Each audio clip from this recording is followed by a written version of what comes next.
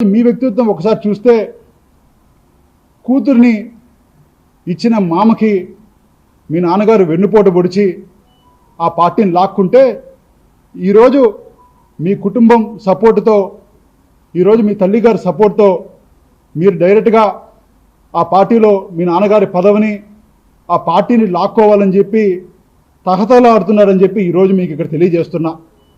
మీకు ఒక సెక్రటరీగా కూడా పార్టీలో అర్హత లేని మీరు ఈరోజు వర్కింగ్ ప్రెసిడెంట్గా మీరు ఎన్నికయ్యారంటే అది ఎన్టీఆర్ మహానుభావుడు ఆ రోజు పెట్టిన ఎన్టీఆర్ పార్టీకి కూడా ఒక మచ్చని చెప్పి కూడా ఈరోజు ఇక్కడ మీ అందరి ద్వారా తెలియజేస్తున్నాను. ఎందుకంటే మిమ్మల్ని మీ పార్టీ వాళ్ళు సీనియర్ లీడర్లు కూడా ఎవరు కూడా నమ్మడం లేదు.